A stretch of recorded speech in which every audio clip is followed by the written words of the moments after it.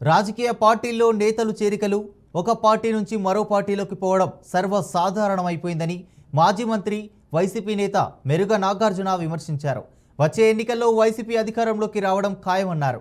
మళ్లీ జగన్ సీఎం అవుతారని జోస్యం చెప్పారు.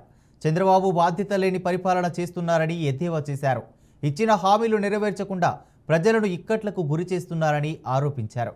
విద్యా వ్యవస్థను నిర్వీర్యం చేశారని మండిపడ్డారు. తిరుమల శ్రీవారిని దర్శించుకున్న మెరుగ నాగార్జున కూటమి ప్రభుత్వంపై విమర్శలు గుప్పించారు. పొలిటికల్ పార్టీలో ఉంటారు, వెళ్తూ ఉంటారు, అవన్నీ కామనే. అన్ని పార్టీలో జరిగినాయి, ఈ పార్టీలో కూడా జరుగుతూ ఉంది. ఏది ఏమైనా ఈ రాష్ట్రంలో రాబోయే రోజుల్లో వైఎస్ఆర్ కాంగ్రెస్ పార్టీ రాబోయే రోజుల్లో అధికారం వస్తుంది. జగన్మోహన్ రెడ్డి గారు మరలా ముఖ్యమంత్రి అవుతాడు. మరలా ఈ రాష్ట్ర అభివృద్ధి కోసం, ప్రగతి కోసం ఖచ్చితంగా జగన్మోహన్ రెడ్డి గారే పనిచేస్తారు. ఈరోజు చంద్రబాబు నాయుడు గారిని చూసాం. ఎన్నికలప్పుడు ఎన్ని వాగ్దానాలు ఇచ్చారో, ఎన్ని చేస్తూ ఉన్నారు, ప్రజలకు ఎంత ఉపయోగం జరుగుతూ ఉందో. జగన్మోహన్ రెడ్డి గారు మాట చెప్తే చేశాడు. చంద్రబాబు నాయుడు గారు ఆ కోణంలో చేస్తారా?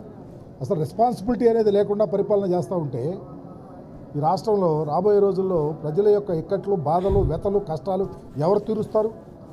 ఏ ఉద్దేశంతో రాజకీయాల్లో ఎన్నికల్లో పోటీ చేశాం? ఏం మాట్లాడాం? ఒక మాట మీద నిలకడనేది ఉందా? ఒక మాట మీద నిలబడే పరిస్థితి ఉందా? చంద్రబాబు నాయుడు గారు ఎన్నికలప్పుడు ఏం చెప్పాడు? ఏం జరుగుతూ ఉంది?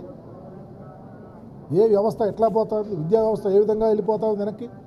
జగన్మోహన్ రెడ్డి గారు విద్య కోసం ఎంత ప్రయారిటీ ఇచ్చాడు? ఎడ్యుకేషన్ సిస్టాన్ని ఏ విధంగా తీసుకొని వచ్చాడు? ఈరోజు పూర్తిగా గాలికి వదిలేసి అబద్ధపు మాటలతో ముందుకెళ్తా ఉన్నాడు.